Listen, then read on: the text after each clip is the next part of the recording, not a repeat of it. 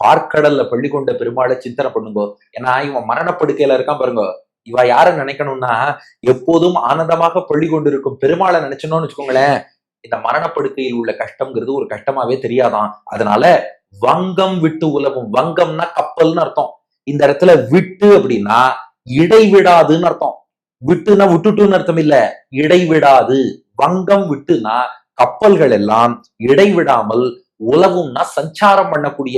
எதுக்கு கப்பல்னா, பார்க்கடல்ல பெருமாள் பள்ளி கொண்டிருக்காரோ இல்லையோ, அவரை சேவிப்பதற்காக நித்திய சூரிகள் எல்லாம் வைகுண்டத்திலிருந்து கப்பல் எடுத்துட்டு பார்க்கடல்ல வந்து பெருமாளை சேவிக்கிறாளாம். அதான் வங்கம் விட்டு உலவும். கப்பல்கள் இடைவிடாது உலவக்கூடிய, சஞ்சாரம் பண்ணக்கூடிய கடல். எந்த கடல்?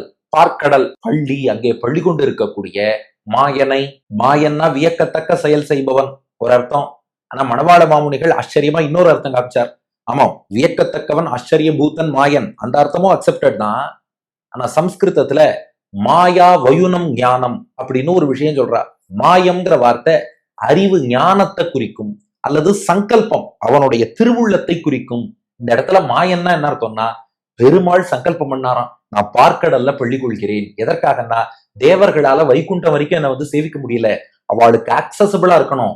மாயம் ஒரு சங்கல்பம் பண்ணி அங்க பள்ளி கொண்டான் மாயனை.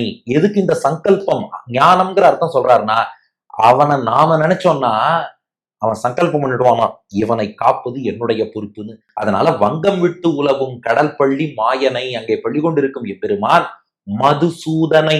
அதாவது மதுசூதன் என்பது ஹயக்ரீவருக்கான திருநாமம். மது என்ற அசுரனை அழித்து, அவன் கூடவே கைட்டபன்னோ தரதான், அவனையும் அழித்து, ரெண்டு பேரையும் தனியா சொல்லலன்னு நினைக்க வேண்டாம். மதுனாலே அதுக்குள்ள கைட்டபனும் அடக்கம். இவர்களை அழித்து பிரம்மாவுக்கு வேதங்களை மீட்டு கொடுத்தவர்.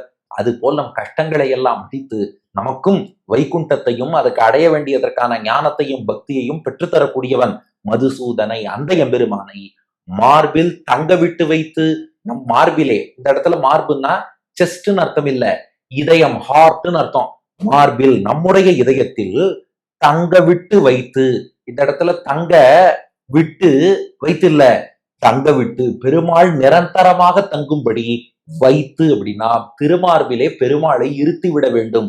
அது வரைக்கும் வெறும் மார்பா இருந்தது, இப்ப திருமார்பா இருந்தது. ஏன்னா பெருமாளே வந்து கோவில் கொள்கிறார். அப்ப நாம பண்ண வேண்டியதெல்லாம் என்னன்னா, பார்க்கடல்ல எந்த பெருமாள் பள்ளி கொண்டு இருக்காரோ அவரை மனசுல கொண்டு வந்து இருத்த வேண்டும்.